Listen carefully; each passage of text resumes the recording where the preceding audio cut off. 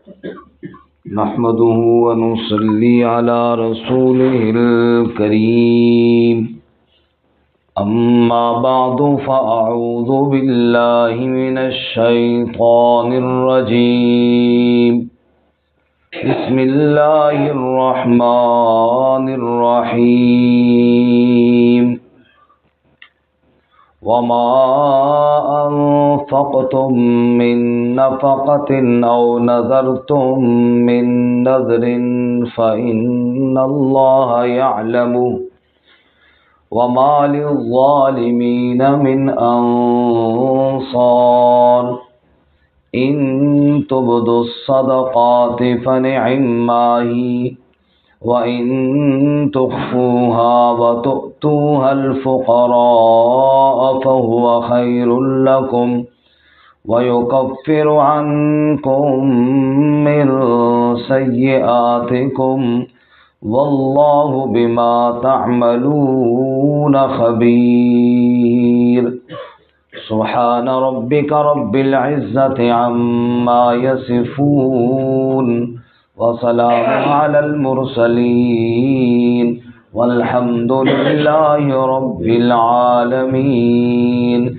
اللهم صل على سيدنا ومولانا محمد وعلى آل سيدنا ومولانا محمد وعلى آله وأصحابه أجمعين۔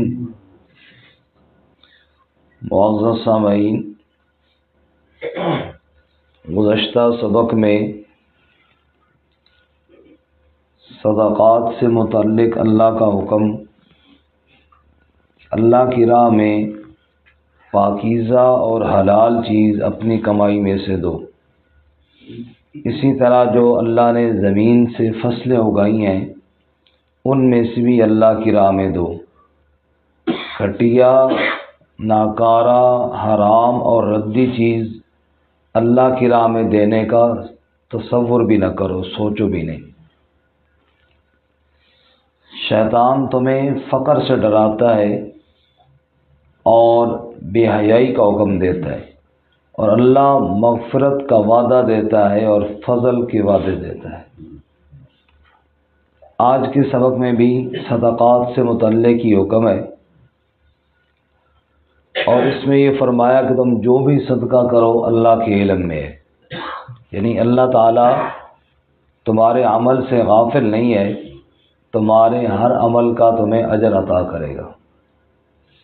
وما انفقتم من نفقۃ او نذرتم من نذر، اور جو بھی تم خرچ کرو، من نفقہ کوئی بھی خرچہ، یعنی گزشتہ سبق میں تو ہم نے پڑھا نا کہ اللہ کے نام پہ عمدہ اور اعلیٰ چیز دینی چاہیے۔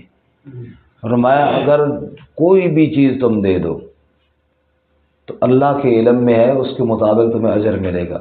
مطلب یہ ہے کہ اگر اللہ کی رضا کے لیے تم نے چیز دی ہے اور اتنی اعلیٰ نہیں ہے پھر بھی اس کا اجر ملے گا، یہ نہیں کہ وہ ضائع ہو جائے گی، لیکن بہتر یہ ہے کہ اللہ کے نام پہ عمدہ چیز دو تاکہ پورا اجر ملے، جیسا کہ چوتھے پارے میں ہے لن تنالوا البر حتی تنفقوا مما تحبون، تم نیکی کو، کامل درجے کو پا ہی نہیں سکتے جب تک کہ محبوب چیز اللہ کے نام پہ نہ دو۔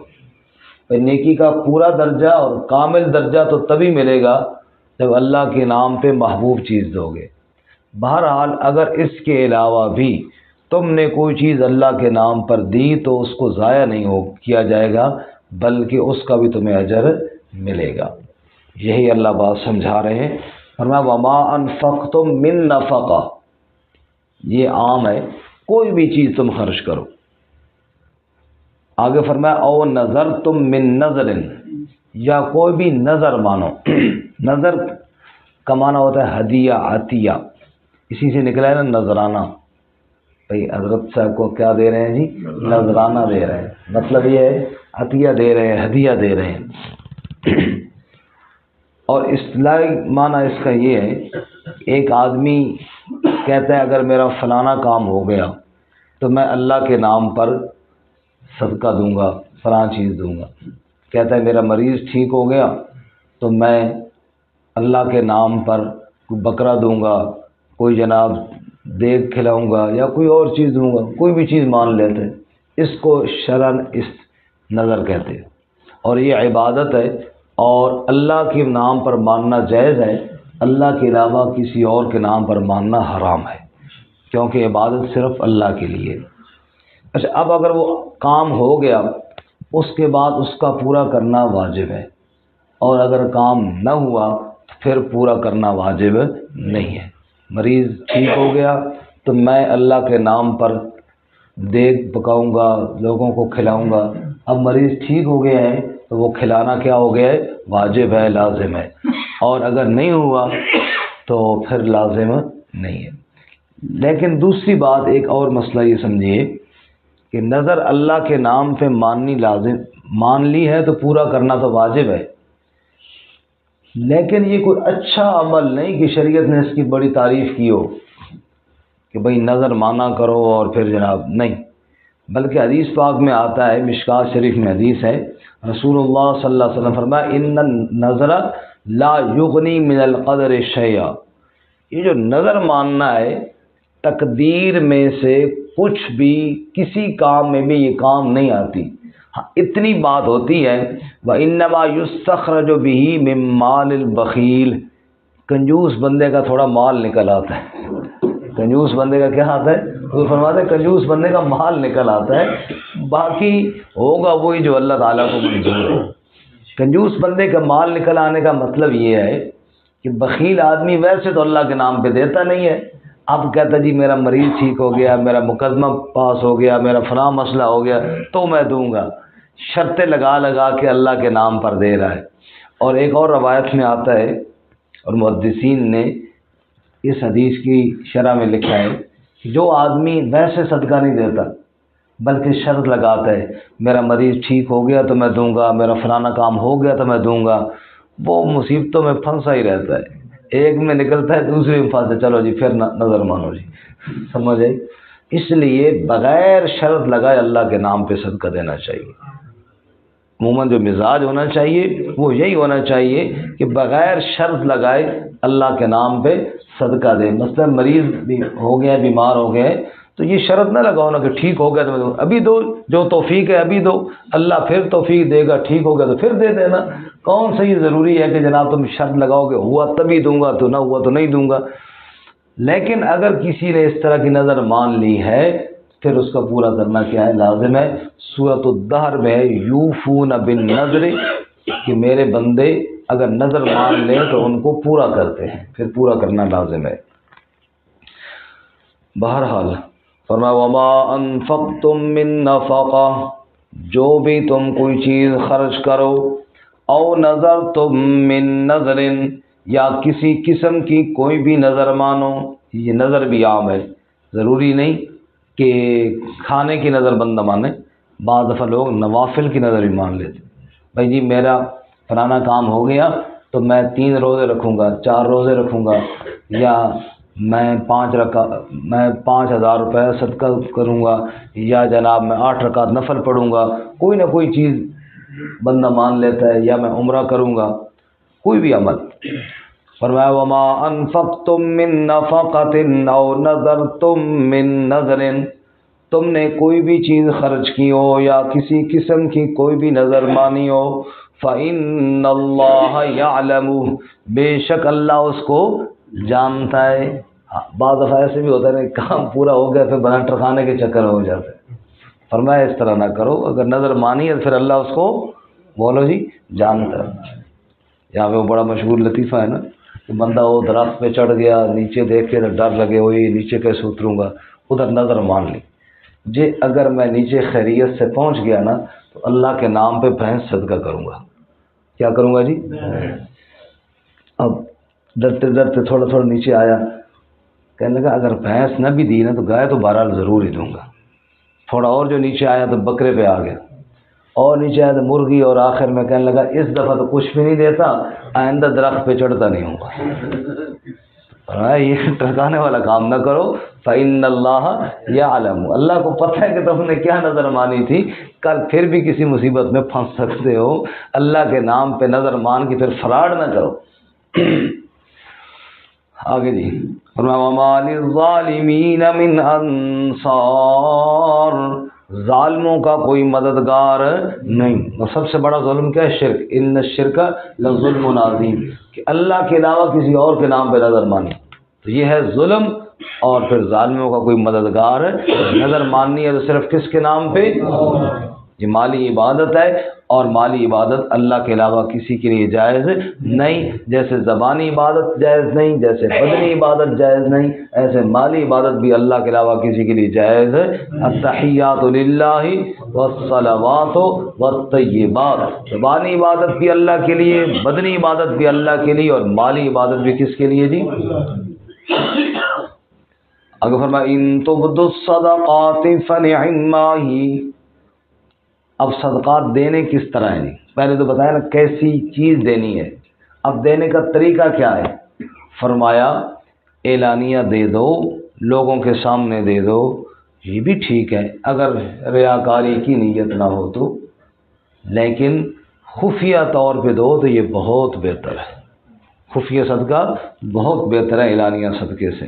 رسول اللہ صلی اللہ علیہ وسلم فرمایا قال النبی صلی اللہ علیہ وسلم صدقۃ السر تطفی غضب الرب، اللہ کے پاک نبی صلی اللہ علیہ وسلم نے فرمایا خفیہ صدقہ رب کے غصے کو ختم کر دیتا ہے۔ اللہ تعالیٰ کے غصے کو ٹھنڈا کرنے والی اگر کوئی چیز ہے خفیہ صدقہ ہے۔ ایک حدیث میں آتا ہے کہ 3 آدمی اللہ تعالیٰ کو بڑے محبوب ہیں۔ ایک وہ شخص کہ مجمع لگا ہوا تھا، جیسے بھی ہم یہاں پہ لوگ بیٹھے ہیں، ایک بندہ آیا، اس نے کہا یار بھوکا ہوں، غریب ہوں، اللہ کے نام پہ کچھ دے دو۔ مجمع والوں نے اس کو بےعزت کیا، جائے ہٹا کٹا ہے، کماتا کیوں نہیں ہے؟ ایک بات حدیث سننے سے پہلے یہ بھی ذہن میں رہے، ہمارے ہاں یہ بھی بڑا ایک عجیب مسئلہ ہے کہ ہم سمجھتے ہیں بھی اللہ کے نام پہ اسی کو دیا جا سکتا ہے جو معذور ہو۔ ایک آدمی کے اعضاء ٹھیک ہیں اور وہ بیچارہ بھوکا ہے، اس کے پاس کھانے کے لیے کوئی نہیں ہے، تو ہم اس کو کہیں گے بھائی تو پہلے ٹنگ بنا کے آنا پھر تیرے روٹی دے سن، یہ بھی غلط بات ہے۔ ضروری نہیں ہے کہ بندہ ہر وقت لولا لنگڑا ہو تبھی اسے ہو دی۔ بعض ٹھیک آدمی وقتی طور پہ مجبور، آدمی مزدور ہے، وہ مزدور گاؤں سے آیا ہے بیچارہ، سفر کر کے جو پیسے تھے کرایہ لگا دیے، آج تیسرا دن ہے چوک پہ بیٹھے، اسے کام ہی نہیں ملا، تو کھانا ہے نا، اس نے 3 دن ہو گئے ہیں، اب ہم اسے کہیں گے ہٹا کٹا ہے جی تو تجھے کیوں دے، تو پہلے ٹانگ بنا یا بازو بنا دے پھر تیرے روٹی دے سو، یہ بات بھی غلط ہے۔ تو اللہ کے پاک نبی صلی اللہ علیہ وسلم فرمایا لوگ بیٹھے تھے، ایک بندہ آیا، اس نے کہا بھوکا ہوں، کھانا کھلاؤ اللہ کے نام پہ۔ لوگوں نے جا اپنا کام کر، ہٹا کٹا ہے، اور جناب وہ واقعتاً بیچارہ بھوکا تھا، واقعتاً مجبور تھا، اس کا دل ٹوٹا اور وہ وہاں سے واپس چلا گیا۔ وہ واپس چلا گیا نا، اسی مجمع میں سے ایک بندے کو خیال ہوا کہ یار کیا پتہ اس بیچارے کے ساتھ یہی معاملہ ہو اور لوگوں نے زیادتی کی ہو۔ وہ چپ کر کے نا، اور لوگوں کو نہیں بتایا، چپ کر کے اٹھ کے اس کے پیچھے چلا گیا۔ وہ آگے گلی میں اس کو ڈھونڈتے ڈھونڈتے مل گیا اور اس کو کھانا کھلایا، اس کا خدمت کی، خوش کر دیا اس کو۔ اللہ کے نبی صلی اللہ علیہ وسلم فرماتے ہیں یہ جو فقیر کے پیچھے جا رہا تھا نا، یہ اللہ کو بڑا محبوب ہے۔ پورے مجمع میں اللہ کو یہ بندہ پسند ہے، یہ صرف میری رضا کے لیے میرے ایک بھوکے بندے کے پیچھے جا رہا تھا۔ نمبر 2، آپ صلی اللہ علیہ وسلم فرمایا ایک آدمی مجاہد تھا جہاد میں، سارے ساتھی بھاگ گئے یا شہید ہو گئے، اکیلا رہ گیا، لیکن بھاگا نہیں۔ اس نے کہا اللہ کے نام پہ کھڑا ہوں، جان چاہے گی نا، کوئی بات نہیں ہے۔ فرمایا جو اکیلا اللہ کی راہ میں کھڑا ہو اور وہ اللہ تعالیٰ کو بڑا محبوب ہے۔ اور تیسرا وہ شخص، حضور فرماتے ہیں قافلہ کہیں سفر سے آ رہا تھا، رات کا وقت ہو گیا اور سارے تھکے ہارے، نیند نے غلبہ کیا ہوا ہے، سب نے جناب سامان رکھا اور سب سو گئے۔ اس نے کہا یار نماز تو پڑھی کوئی نہیں ہے، ایسے کیسے سو جاؤں؟ باقی سارے سو گئے اور یہ اٹھ کے وضو کر کے رب کے سامنے کھڑا ہو گیا۔ فرمایا یہ آدمی جو پورے مجمع میں سے اکیلا اللہ کے سامنے کھڑا ہو گیا، اللہ کو بڑا ہی محبوب ہے۔ پھر تھکا ہوا تو یہ بھی تھا، آرام تو اس کو بھی چاہیے تھا، لیکن یہ کس طرح اللہ کے آگے سجدہ ریز ہو گیا ہے۔ یہ 3 آدمی اللہ کو بڑے محبوب ہیں۔ اب ان میں وہ پہلا بندہ کون سا تھا؟ خفیہ صدقہ دینے والا۔ خفیہ مجمع میں اعلان نہیں کیا، چپ کر کے پیچھے چلا گیا اور خفیہ جا کر صدقہ دے دیا۔ اللہ ہمیں بھی توفیق عطا فرمائے۔ اسی طرح ایک اور حدیث ہے، بڑی مشہور حدیث ہے، ابو ہریرہ رضی اللہ تعالیٰ عنہ اس کے راوی ہیں، جس میں آئے کہ قیامت کا دن ہوگا، عرش الہی کے سائے کے علاوہ اور کوئی سایہ نہیں ہوگا۔ 7 بندے وہ ہوں گے جن کو اللہ اپنے عرش کا سایہ نصیب کرے۔ سبعۃ یظلھم اللہ فی ظلہ یوم لا ظل الا ظلہ۔ 7 بندے اللہ کے عرش کے سائے کے نیچے ہوں گے۔ نمبر 1 امام عادل، انصاف کرنے والا بادشاہ۔ نمبر 2 شاب نشا فی عبادت اللہ، وہ جوان جس نے جوانی اللہ کی عبادت میں لگائی۔ نمبر 3 ورجل قلبہ معلق فی المساجد، وہ آدمی جس کا دل مسجد کے ساتھ لگا ہوا ہو۔ نمبر 4 رجلان تحابا فی اللہ اجتمع علیہ وتفرقا علیہ، جنہوں نے آپس میں محبت صرف اللہ کی رضا کے لیے کی، کوئی دنیا کی لالچ کوئی غرض نہیں تھی۔ اور نمبر 5 ورجل دعت امرأۃ ذات منصب و جمال فقال انی اخاف اللہ، جس کو ایک حسب نسب والی حسین عورت نے گناہ کی طرف بلایا اور اس نے کہا میں تو اللہ تعالیٰ سے ڈرتا ہوں۔ اور نمبر 6 ورجل تصدق بصدقۃ فاخفاها، جس نے صدقہ دیا اور مخفی کر کے دیا، حتی لا تعلم شمالہ ما تنفق یمینہ، یہاں تک کہ بائیں ہاتھ کو پتہ ہی نہیں چلا کہ دائیں ہاتھ نے کیا صدقہ کیا ہے، وہ آدمی بھی اللہ کے عرش کے سائے کے نیچے ہوگا۔ اور نمبر 7 ورجل ذکر اللہ خالیا ففاضت عیناہ، جس نے تنہائی میں رب کو یاد کیا اور اس کی آنکھوں سے آنسو آ گئے۔ یہ 7 خوش نصیب آدمی اللہ کے عرش کے سائے کے نیچے ہوں گے۔ سمجھ آ رہی ہے؟ کسی کو بھی نہیں آ رہی؟ بولا کریں تھوڑا بہت، پتہ چلے آ رہی ہے۔ اللہ تعالیٰ فرماتے ہیں یہ 7 بندے کہاں ہوں گے؟ اللہ کے عرش کے سائے کے نیچے۔ اللہ ہمیں بھی جگہ نصیب فرمائے۔ بہرحال اللہ فرماتے ہیں ان تبدوا الصدقات، اگر تم ظاہر کرو صدقوں کو، یعنی اعلانیہ دو، فنعما ہی، یہ بھی ٹھیک ہے، یہ بھی اچھا ہے، وَإِن تُخْفُوهَا، اور اگر تم مخفی دو، وَتُؤْتُوا الْفُقَرَاءَ، اور مخفی طور پہ فقیروں کو دے دو، فَهُوَ خَيْرٌ لَكُمْ، یہ تھوڑا نہیں بلکہ بہت بہتر ہے تمہارے لیے۔ خیر کا معنی بہت بہت بہتر ہے تمہارے لیے۔ مخفی صدقہ اعلانیہ صدقے سے بہت بہتر ہے، اس میں ریا کا شبہ بہت کم ہوتا ہے، بس اللہ کو پتہ ہوتا ہے اور جس کو دیا اس کو پتہ ہوتا ہے، اگلے کی عزت نفس بھی مجروح نہیں ہوتی۔ یہاں پہ ایک غریب آدمی کو بندہ کھڑا کرے کہ ہے جی 500 روپے رکھ لیں، وہ اس کی عزت کا بھی تو خیال رکھنا ہے نا، تو خفیہ طور پہ جب دیا جائے گا تو بس کیا ہے، اس کی عزت کا بھی خیال ہوگا۔ وَيُكَفِّرُ عَنْكُمْ مِنْ سَيِّئَاتِكُمْ، اور اس صدقے کی وجہ سے تمہارے گناہوں کو بھی تم سے دور کر دیا جائے گا۔ وَيُكَفِّرُ عَنْكُمْ مِنْ سَيِّئَاتِكُمْ، خفیہ صدقہ انسان سے گناہوں کو معاف بھی کرتا ہے اور گناہوں کی عادت بھی چھڑواتا ہے۔ خفیہ صدقے سے اللہ اتنا راضی ہوتا ہے کہ بندے کو گناہوں سے بچاتا ہے۔ واللہ بما تعملون خبیر، اور اللہ تعالیٰ جو تم کرتے ہو اس کی خبر رکھنے والا ہے۔ اللہ تعالیٰ ہمیں عمل کرنے کی توفیق عطا فرمائے۔ جمع دوبارہ سنیں۔ فرمایا وما انفقتم من نفقۃ، تم جو بھی چیز خرچ کرو، او نظر تم من نظر، یا کسی قسم کی کوئی بھی نظر مانو، فإن اللہ یعلم، پس بے شک اللہ تعالیٰ اس کو جانتا ہے۔ وما للظالمین من انصار، اور ظالموں کا کوئی مددگار نہیں ہے۔ ان تبدوا الصدقات فنعما ہی، اگر تم ظاہر کرو صدقات کو تو بس یہ بھی اچھا ہے۔ وَإِن تُخْفُوهَا، اور اگر تم مخفی رکھو ان کو، وَتُؤْتُوهَا الْفُقَرَاءَ، اور دے دو وہ فقیروں کو، فَهُوَ خَيْرٌ لَكُمْ، بس وہ تو بہت ہی بہتر ہے تمہارے لیے۔